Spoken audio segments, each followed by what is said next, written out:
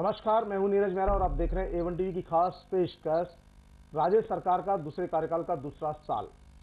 इस पेशकश में हम बात कर रहे हैं इस बार राजस्थान सरकार के विभिन्न महकमों के मुख्यालयों के मुखियाओं से कि आखिरकार उन्होंने इन 2 सालों में ऐसे कौन से काम किए हैं, ऐसी कौन सी उपलब्धियां हासिल की है या ऐसी कौन सी योजनाएं बनाई हैं, जो योजनाएं तो बनी है लेकिन अभी इंप्लीमेंट नहीं हो सकी है, जो आने वाले सालों में करने वाले हैं। इसी कड़ी में आज मेरे साथ जुड़ रहे हैं राजस्थान के पहले गोपालन एवं देवस्थान विभाग के मंत्री ओटाराम देवासी जी। ओटाराम देवासी जी का A1 टीवी के कार्यक्रम में स्वागत है। स्वागत है आपका भाई साहब। नमस्कार। देवासी जी पहले ऐसे मंत्री हैं जो पहले देवासी समाज के धर्मगुरु भी रहे हैं और पुजारी के बहुत बड़े महंत थे और महंत से इन्होंने धर्म से राजनीति में प्रवेश किया है और इनकी अलग ही छवि पूरी विधानसभा में देखने को मिल रही है और पूरे जो देश में है इनकी एक अलग पहचान बनी है। देवासी जी, धर्म से राजनीति की ओर आए आप, किस तरह से मेंटेन कर पा रहे हैं, क्योंकि अभी भी लोगों में आपकी जो इमेज तो एक पहले सबसे पहले तो एक उसकी धर्म गुरु की ही आती है, उसके बाद आपको एक नेता के तौर पर देखते हैं लोग। आज जिस तरह से 2003 से लगाकर मैं राजनीति में आया हूं और पहले अपने राजस्थान के मुख्यमंत्री थे आदरणीय भैरू सिंह जी शेखावत, जो हमारे वहां से चुनाव लड़ा था जी। और चुनाव लड़ाकर उनके दिल में एक बात थी कि मैं ओटाराम जी जिस धर्म क्षेत्र में जुड़े हुए हैं, अगर मैं इनको राजनीति से जोड़ूं जी जी तो इस समाज पूरा मेरे साथ जुड़ सकता है।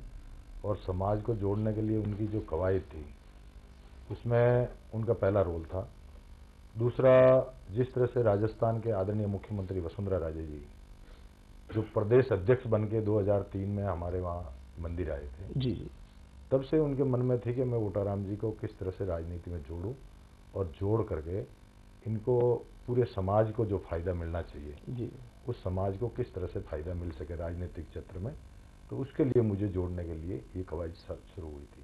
2003 में कहा जाता आपको टिकट का भी ऑफर किया गया था, लेकिन आपने शायद चुनाव नहीं लड़ा था उस समय। 2003 में मुझे सुमेरपुर से चुनाव के लिए आमंत्रित किया गया था और जिस तरह से चुनाव के लिए कहा गया था, मैं चुनाव लड़ने के लिए भी तैयार हो गया था, परंतु मेरे मन में आया कि मैं जिस धर्म क्षेत्र से जुड़ा हुआ हूँ, जिस क्षेत्र में जुड़ा हुआ हूँ, तो वहाँ मुझे लोग आध्यात्मिक जीवन से जीना देखते हैं जी, तो इसलिए मैंने विचार किया कि भाई अब मैं 2003 में मुझे टिकट भी सुमेरपुर से फाइनल कर दिया और मैं मुख्यमंत्री आदरणीय वसुंधरा राजे जी का खूब खूब अभिनंदन और स्वागत करता हूँ, जिन्होंने मुझे 2003 में टिकट सुमेरपुर से दिया था। परंतु टिकट देने के कारण मैंने चुनाव नहीं लड़ा।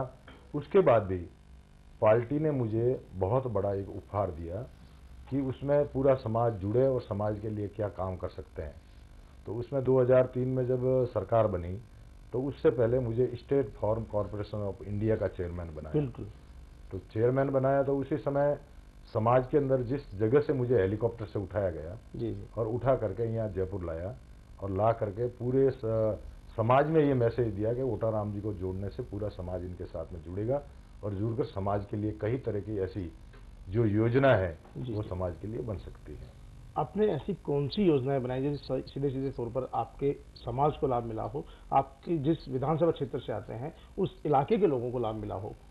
मैं जिस तरह से 2003 में मुझे State Farm Corporation of India का चेयरमैन बनाया गया, उसके बाद में मैंने आदरणीय मुख्यमंत्री जी का बहुत बड़ा सम्मान करता हूं मैं उनका, कि जिस तरह से उन्होंने मुझे 2006, 7 और 8 में राजस्थान में अलग से एक पशुपालक कल्याण बोर्ड का गठन करके सेंट्रल गवर्नमेंट से मुझे स्टेट में लाया जी, और ला करके इनके शिक्षा के क्षेत्र में जो आज दिन तक समाज पूरा पिछड़ा हुआ है जी, उस समाज के पिछड़ापन को देखते हुए सबसे बड़ी प्राथमिकता हमारी ये थी कि इसके शिक्षा के क्षेत्र में हम क्या काम कर सकते हैं। तो शिक्षा के क्षेत्र में हमने बहुत बड़ा काम किया। किस तरह से और एक आपको पता है कि आवासीय हॉस्टल जो हरियाली में बनाया, जी जी, जो आज भी 450 लड़के अध्ययनरत हैं और सबसे टॉप रिजल्ट अगर रहता है तो राजस्थान में सबसे बड़ा हरियाली का रहता है। उसके बाद में हमने डूंगरपुर बांसवाड़ा में एक आवासीय हॉस्टल बनाया, उसके लिए भी बच्चे अध्ययनरत है, वहाँ का भी रिजल्ट अच्छा रहता है। एक कोटा और झालावाड़ के बीच में धनवाड़ा में बनाया, वो भी बहुत अच्छा रिजल्ट रहा। देवासी जी, मुझे एक याद आता है कि शायद पिछले कार्यकाल के दौरान एक चल स्कूलें स्टार्ट की गई थी जो खास तौर से देवासी समाज के लिए, रेवाड़ी समाज के लिए, जो घुमंतु परिवार थे, वो उनका क्या स्तर रहा? क्या अभी चल रही है या बंद हो गई है? उनके लिए जो योजना बनाई थी मोबाइल शिक्षा। जी जी, हाँ हाँ। तो मोबाइल शिक्षा के नाम से हमने कोशिश भी की थी कि भाई इसको आगे बढ़ाया जाए, लेकिन नहीं। परंतु उसमें कारण यह था कि हमारा माइग्रेशन मध्य प्रदेश भी होता है, गुजरात भी होता है, हरियाणा होता है। जब हमारी मोबाइल टीम यहाँ से राजस्थान में तो काम करेगी, परंतु मध्य प्रदेश जाते ही रुक जाएगी, गुजरात जाते ही रुक जाएगी, हरियाणा जाते ही रुक जाएगी, इसलिए फिर वो मोबाइल टीम सक्सेस नहीं हुई। इसलिए हमने आवासीय हॉस्टल बनाने चालू कर दिए, ताकि आज भी जो आवासीय हॉस्टल जो चल रहे हैं, अभी माननीय मुख्यमंत्री जी का 4 दिन पहले एक कार्यक्रम था बाड़मेर और जैसलमेर में, और जिस तरह से बाड़मेर में पूरे रबारी समाज जैतेसर धाम पर जो कार्यक्रम था, उसमें मुख्यमंत्री जी को मैंने सबसे पहले मांग यही रखी थी कि जिस तरह से अपने हर क्षेत्र में आवासीय हॉस्टल बनाए, तो क्यों न बाड़मेर और जैसलमेर के लिए भी आवासीय हॉस्टल बनाया जाए, ताकि आने वाले समय में जिस तरह से बाड़मेर में शिक्षा की कमी है, विशेष तौर से रबारी समाज में, तो उसकी बहुत बड़ी कमी को दूर करने के लिए हमने मुख्यमंत्री से निवेदन है, और मुख्यमंत्री जी ने कहा कि आप चिंता मत करो, यहाँ भी अपन बनाएंगे। ये बहुत बड़ा आश्वासन था, और समाज के अंदर उन्होंने कहा है कि हम इस आवासीय हॉस्टल को यहाँ भी बनाएंगे बाड़मेर में। देवाशीष जी, आप पहले हिंदुस्तान के पहले गो रक्षा मंत्री बने हैं। गो रक्षा मंत्री बनने के बाद में आपने कौन से ऐसे कदम उठाए हैं जिससे गायों की रक्षा हो सके, उनकी सुरक्षा हो सके, और उनके लालन पालन में सरकार किस तरह से सहयोग कर रही है? आज जिस तरह से पूरे राजस्थान में, क्या पूरे हिंदुस्तान में गाय के ऊपर जो राजनीति चल रही है जी, गाय जिस तरह से हमारी पूजनीय है, गाय हमारी माता है, और जिस तरह से गाय हमारी पूजनीय और गाय माता है, उसको माता का दर्जा देने के बाद में भी आज गाय की अवहेलना हो रही है। जी, जगह जगह लोग दूध पीकर गाय को छोड़ देते हैं, जी, और छोड़कर गाय बार बार भटकती रहती है। लोग कई बार कहते हैं कि गाय आवारा है, गाय आवारा है। मैं तो कह रहा हूं कि गाय कभी आवारा नहीं हो सकती। गाय हमारी पूजनीय है, गाय हमारी माता है, परंतु उसको दूध पीकर छोड़ने वाले वो जरूर आवारा हो सकते हैं, परंतु गाय कभी कभी आवारा नहीं हो सकती। गाय तो हमारी माँ है, और गाय के अंदर जिस तरह से देवताओं का वास है, गाय के अंदर एक बहुत बड़ी जो सूर्य केतु नाड़ी होती है, उससे आज दिन तक किसी जानवर में सोने की जो भस्म होती है, वो सूर्य केतु नाड़ी से ही गाय के दूध में मिलती है। तो वो बहुत बड़ी एक उपलब्धि है। आपने किस तरह के प्रयास किए गाय को बचाने के लिए?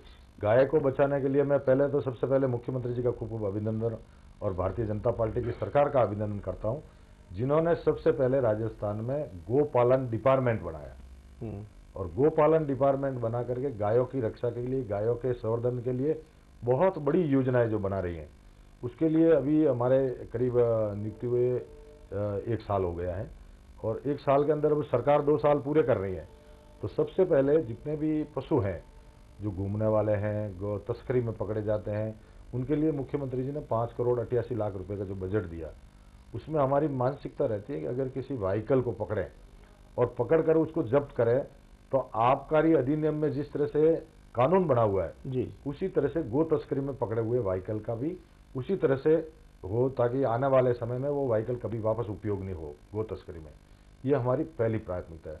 दूसरा, हर बॉर्डर पे जहाँ गो तस्करी होती है, उस पर गृह मंत्री जी के साथ में बैठकर मैं उनका भी अभिनंदन करता हूँ, गुलाब सिंह जी कटारिया साहब का, जिन्होंने चौकियां स्थापित के लिए पुलिस को अलर्ट किया, और अलर्ट करके उसमें चौकियां स्थापित करने के लिए जो उनकी योजना है, अभी हमारी बहुत बड़ी चौकियां जो बन रही है, ताकि आने वाले समय में गो तस्करी को रोका जा सके।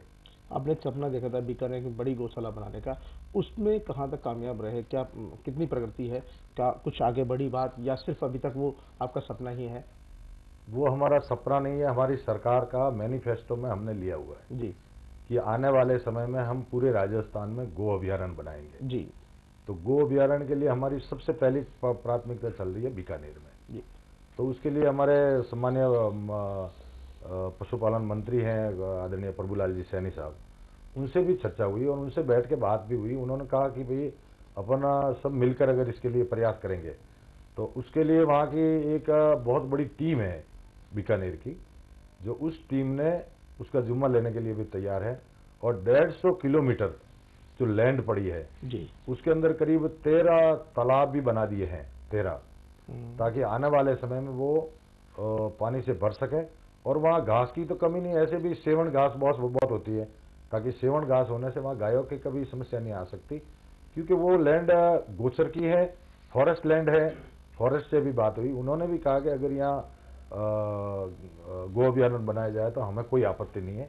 इस तरह से हमारे प्रयास चल रहे हैं, और 7 तारीख को वापस मीटिंग है, उसके बारे में हमारी तरफ से अगर उसका डिसीजन फाइनल हो गया, परंतु आने वाले समय में 7 तारीख को उसका भी डिसीजन फाइनल हो जाएगा और गो अभ्यारण्य के लिए हमारी तैयारी पूरी है। तो उम्मीद करें कि आने वाले जो 3 साल है तो उसमें आप प्रत्येक जिले में गो अभ्यारण्य बना पाएंगे। गो अभ्यारण्य हर जिले में नहीं बढ़ सकते।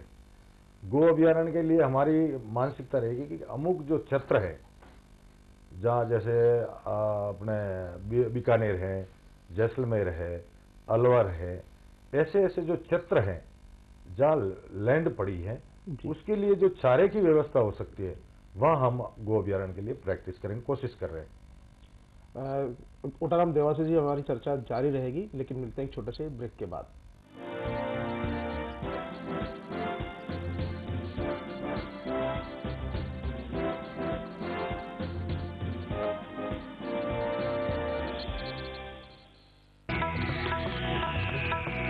मयूर संडे का सवाल। आज संडे का सवाल है, केंद्रीय मंत्री श्रीमती स्मृति ईरानी ने इसमें से कौन से सीरियल में लीड रोल किया था? ए, कसौटी जिंदगी की। बी, क्योंकि सास भी कभी बहू थी। सी, घर घर की कहानी। और डी, दिया और भाती। सही जवाब भेजने के लिए टाइप करें AONE TV स्पेस आपका नाम स्पेस सही ऑप्शन A, B, C या D और भेज दें 92200 92200 पर शाम 4 बजे से पहले। सही जवाब भेजने वालों में से कंप्यूटर से चयनित 5 लोगों को मिलेगा मयूर शूटिंग्स की ओर से प्रीमियम सूट लेंथ का उपहार।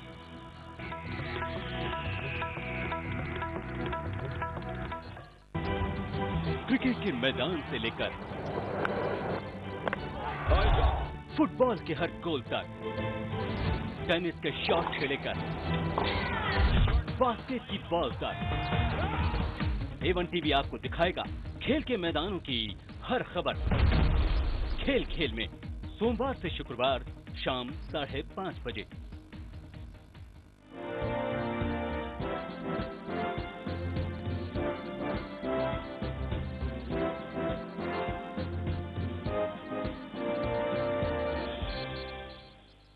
ब्रेक के बाद आपका पुनः स्वागत है। मेरे साथ से ओटाराम देवासी जी। देवासी जी, जिस तरह की बात आपने कही है, एक और घोषणा आपने की थी मंत्री बनते ही कि जो पशु है इनके लिए एम्बुलेंस सेवा शुरू की जाएगी। हालांकि ये सेवा पहले से चल रही थी।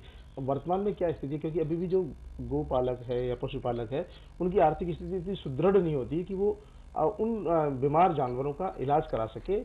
गाँव में डॉक्टर्स नहीं है। ऐसे में आपने जो एक सपना देखा था उसमें आप कितना सफल रहे? क्या उसमें डॉक्टर्स की भर्ती हुई है? क्या एम्बुलेंस सेवा सुचारू रूप से चल रही है, या फिर उसको कोई प्लानिंग को नया रूप देने की तैयारी में आप? वेटरनरी डिपार्टमेंट की तरफ से जिस तरह से मोबाइल सेवा एक बहुत बड़ी यूनिट है जी, वो हर जिले में है।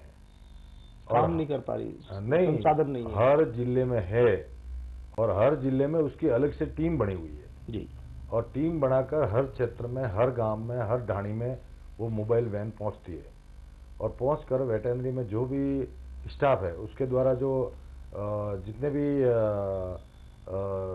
मेडिसिन है वो भी उनको कवायद की गई कि उनको फ्री दी जाए, ताकि आज जिस तरह से पशुपालकों को जो सुविधाएं मिल रही हैं, मुझे पता है कि प्रॉब्लम है कि जिस तरह से वेटरनरी में पोस्टों की कमी है, डॉक्टर्स नहीं है, कंपाउंडर नहीं है, परंतु उसके लिए भी तैयारी चल रही है कि जल्दी उनकी भर्ती की जाएगी और भर्ती करके उस समस्या का समाधान किया जाएगा। सिरोही में जब आप विधायक थे, ऐसे कौन से काम थे जो आपकी विधानसभा क्षेत्र में आप करना चाहते थे लेकिन उस समय नहीं कर पाए, और लगता है मैं मंत्री हूं तो मुझे करना चाहिए, जरूरी था, और आपको मौका दिया है सरकार ने, जनता ने मौका दिया है, विश्वास किया है, तो आप ऐसे कौन से काम हैं जिनको आप इन आने वाले सालों में करना चाहते हैं जो इलाके के लोगों के लिए? सबसे बड़ी प्रॉब्लम है पानी की जी, और जिस पानी की समस्या को लेकर हमारा 2008 से लेकर 2015 तक एक ही हमारा मकसद रहा है कि किस तरह से सिरोही जिले में पानी की व्यवस्था को किया जाए। उसमें हमारा पहले जो कोशिश थी कि भाई नर्मदा का पानी सिरोही में लाया जी, बिल्कुल आपकी बड़ी घोषणा थी नर्मदा का पानी। उसके लिए भी हम प्रयत्नशील है, परंतु उसमें क्या हुआ कि जो जालोर को जो पानी मिल रहा है जी, अभी उप मुख्य सचेतक जो मदन जी राठौड़ है, अभी गुजरात गए थे, 3 दिन पहले उनकी वो वहाँ मीटिंग भी हुई।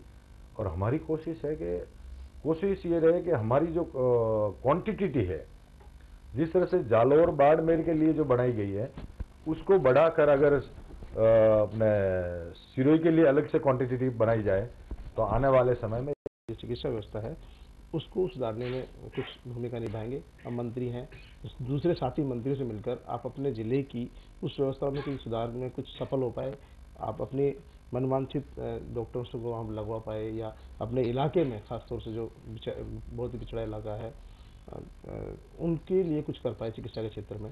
चिकित्सा के क्षेत्र में पूरे राजस्थान में बहुत बड़ी समस्या है डॉक्टरों की जी। और जिस तरह से कल भी मैं मंत्री जी से मिल के आया हूँ जी। और मेरी पहली प्राथमिकता रहती है कि मेरे सिरोही जिले का जो हेडक्वार्टर है, जी जी, और हेडक्वार्टर है तो वहाँ डॉक्टरों की व्यवस्था को कैसे सुचारू किया जाए, डॉक्टरों की व्यवस्था को कैसे आगे बढ़ाया जाए, ये मेरी पहली प्राथमिकता है। और विशेष तौर से आना मेरे गुजरात के लगती हुई सीमा है। जी। और अब जिस तरह से कांग्रेस के लोग कई तरह की बातें करते हैं, क्या करते हैं, जुलूस हाउल्ला करते हैं, परंतु मुझे पता है कि जिस तरह से कांग्रेस ने उनके शासन में, मैं खुद एमएलए था जी जी, और उस समय विधानसभा में मैंने कहा था कि अगर आप डॉक्टर नहीं दे सकते तो कम से कम हमें गुजरात की सीमा में मिला दीजिए, ठीक है, ताकि हमें सुविधा अच्छी मिलेगी। तो उस समय सरकार ने कहा था कि हम डॉक्टर लगाएंगे। आज दिन तक उनकी सरकार में 60 डॉक्टर थे जिले पे, अभी मैंने वहां 14 डॉक्टर लगा दिए हैं। डॉक्टरों की कोई कमी नहीं, जरूर एक डॉक्टर की कमी है बेहोशी के डॉक्टर की, उसको भी जल्दी हम 4 दिन में उसको लगाने की कोशिश करेंगे। और जिस तरह से हमारे वहां से लोग इलाज के लिए, ट्रीटमेंट के लिए खुद गुजरात जाते हैं, जी जी, तो गुजरात हमारी बॉर्डर है, नजदीक है, और जिस तरह से वहां जाते हैं तो हमारी ये पहली प्राथमिकता रही कि उनको वहीं चिकित्सा सुविधा मिले, ये हमारी पहली प्राथमिकता। लेकिन पूरे जिले में 14 चिकित्सक बहुत कम है, जैसा कि आप कह रहे थे कि कांग्रेस सरकार सिरोही जिला हेडक्वार्टर की बात कर रहा हूँ, 14 डॉक्टर अभी है और उसमें से 32 डॉक्टर अभी मैंने लगाए हैं। कांग्रेस में जिस तरह आप कह रहे हैं कि गुजरात की अनुमति दें या उधर सीमा मिलने की बात कहें, तो कहीं कहीं अभी तक वो समस्या का समाधान तो पूरी तरह से नहीं हुआ। समस्या का समाधान मार्च तक हो जाएगा, क्योंकि उसमें ऐसा है कि डॉक्टर अभी आदेश किए, मैंने सबसे पहले 22 के डॉक्टरों का आदेश कराए, अभी मैंने 32 डॉक्टरों का आदेश कराए। तो ग्रामीण क्षेत्र जो है वहां भी कई जगह ऐसी हैं जहाँ पीएससी या सीएससी है तो वहां डॉक्टर नहीं है, तो वहां हमने पहले कोशिश की कि उसको कैसे भरा जाए। जिला हेडक्वार्टर जो है वहां डॉक्टरों की कमी, तो उसके लिए भी मैंने आदेश किए और तुरंत वहां डॉक्टर पहुंच गए, ताकि आने वाले समय में हम उस खाली जगह को भरने की कोशिश कर रहे हैं, ताकि आने वाले समय में चिकित्सा की अच्छी सुविधा मिल सके। मंत्री जी, आपने वहाँ के विधि महाविद्यालय का मुद्दा भी उठाया था और उसके लिए कहा था कि मैं अगर मेरे को मौका मिलेगा तो इसको सही तरीके से सुचारू रूप से चालू करेंगे। बंद जो पड़ा था उसकी क्या स्थिति है, क्या वो चालू हो गया है या आने वाले समय में उसकी? विधि महाविद्यालय अभी हमारे वहाँ चालू है, कांग्रेस गवर्नमेंट ने उसको बंद कर दिया। जी जी, और जिस तरह से बंद किया था, अभी हमने वहाँ उसका पद भी भर दिया है और उसके लिए वहाँ व्यवस्था भी हो गई है, उसको ऑफिस भी दे दिया है, ताकि आने वाले समय में बच्चों का एडमिशन हो सके और बच्चों को सुविधा मिले। मेरा एक अहम सवाल है, जिस तरह से गौशालाओं में जो अनुदान सरकार की तरफ से दिया जाता है, उसके बावजूद गौशालाओं में जो गायों की मरने की संख्या लगातार बढ़ रही है, जयपुर में भी हिंगोनिया गौशाला नगर निगम द्वारा संचालित है, यहाँ लगातार इस मामला उठता रहता है, तो क्या लगता है अब जो है ये गौशालाओं के नाम से अनुदान के नाम पर ठगी ज़्यादा होने लग गई है, जो अनुदान आ रहा है उसका दुरुपयोग होने लग गया है, और जो गाय के लिए इसका उपयोग होना चाहिए था शायद वो नहीं हो पा रहा सही तरीके से? जिस तरह से सरकार की मंशा है, सरकार पीछे वाली थी या सरकार अब है? जी, भारतीय जनता पार्टी के पहले भी सरकार थी 2003 से 2008 तक, तो मुख्यमंत्री वसुंधरा राजे ने गाय गौशालाओं को अनुदान दिया था। उसके बाद में 4 साल तक उस सरकार ने कुछ नहीं दिया, जाते जाते उस सरकार ने अनुदान की घोषणा की और घोषणा करने के बाद में गौशालाओं को अनुदान मिला। उसके बाद में हमारी सरकार आई, तो सरकार आते ही हमने 141 करोड़ रुपए हर गौशालाओं को अनुदान कैसे मिले, तो उसमें विधानसभा में जो घोषणा हुई थी, उस घोषणा में आपदा से जी, जो अनुदान मिला है उसमें 15/7 की जो डेट थी, 15/7 से पहले पहले जितने भी डॉक्यूमेंट्स जमा हुए उनको सबको अनुदान रिलीज भी हो गया, अनुदान मिल भी रहा है। और आगे भी ये हमारी प्राथमिकता है कि जिस तरह से 15/7 के बाद में जो डॉक्यूमेंट्स आए उसके लिए मैं आदरणीय मुख्यमंत्री जी CS राजन साहब के साथ में भी बैठक हुई। हम ये चाह रहे हैं कि 15/7 की जो डेट है उससे और थोड़ी बहुत बढ़ाई जाए ताकि आने वाले समय में गोपालकों को, गौशालाओं को अनुदान मिल सके। उडराम जी, आपने 2 साल में काफ़ी कुछ करने का प्रयास किया, काफ़ी योजनाएं हैं। मैं जानना चाहता हूँ दर्शकों के लिए आपके माध्यम से कि आखिरकार 3 साल आपके पास बच रहे हैं मंत्री पद पे, तो आप ऐसे 2-3 कौन से पॉइंट है जिन पे आप केंद्रित होना चाहते हैं कि ये तो जरूरी है कि मेरे गोपालन मंत्री या देवस्थान मंत्री रहते हुए होने चाहिए, और समय भी आपको लंबा मिल रहा है, तो ये इनको प्रायोरिटी में आप रखेंगे? मेरी पहली प्राथमिकता रहेगी कि गौशालाओं के अंदर गाय सब जगह है, और उसके अंदर जो नंदी आज जो पूरे राजस्थान में भ्रमण कर रहे हैं, 2 लाख की संख्या है। जो आज पहले खेती के लिए उपयोग होता था, आज वो नंदी हर गांव, हर गली में जहां भी देखते तो नंदी नजर आते हैं। उसके लिए अगर गो अभ्यारण्य के लिए अगर हमारी पहली प्राथमिकता रहेगी कि इस नंदियों को किस तरह से एक जगह एकत्रित किया जाए ताकि आने वाले समय में लोगों को जो कठिनाई हो रही है उसके समाधान के लिए हमारी पहली प्राथमिकता रहेगी। आज नंदी पूरे राजस्थान में हर गांव में, हर गली में, छोटे से गांव में, बड़े गांव में, एग्रीकल्चर में, सब जगह ये परेशानी हो रही है। तो उसके लिए हमारी पहली प्राथमिकता रहेगी कि गो अभ्यारण्य जहां भी हम बनाएंगे उसमें, और गौशाला में जहां भी नंदी की आवश्यकता होगी वहां नंदी हम रखेंगे, और उसके लिए हम ऐसे प्रोडक्ट तैयार करेंगे ताकि गोमूत्र से फिनाइल बनाया जाए और गोबर से पेपर बनाया जाए। ऐसी अगर प्राथमिकता रहेगी तो इसकी आवश्यकता बढ़ जाएगी, और बढ़ करके आने वाले समय में ये नंदी जो घूमने वाले हैं, मैं आपको बता रहा हूं कि पूरे राजस्थान में जिस तरह से पथमेड़ा में गोमूत्र रिफाइनरी लगाई जी, उसका उद्घाटन किया मैंने और राजेंद्र सिंह जी ने जी, और उद्घाटन करने के बाद में हमें उससे बहुत बड़ी एक सफलता मिली है। और सफलता मिलकर अगर हम गो अभ्यारण्य बनाएंगे तो उसमें भी गोमूत्र रिफाइनरी जरूर लगाएंगे ताकि वहां का जितना भी गोमूत्र हो वो रिफाइन किया जा सके, और रिफाइन करके उससे फिनाइल बनाया जाए ताकि आने वाले समय में सरकार के जितने भी डिपार्टमेंट में उसको अगर उपयोगी मानकर उसमें अगर काम में लिया जाएगा तो उस गौशाला को आय का स्रोत हो जाएगा। एवन टीवी की खास पेशकश में हमारे साथ जुड़ने के लिए उडराम जी आपका बहुत बहुत धन्यवाद, आभार। एवन टीवी की खास पेशकश में इसी तरह अन्य विभागों के भी मुखियाओं से चर्चा जारी रहेगी। ताज़ा खबरों के लिए देखते रहिए एवन टीवी।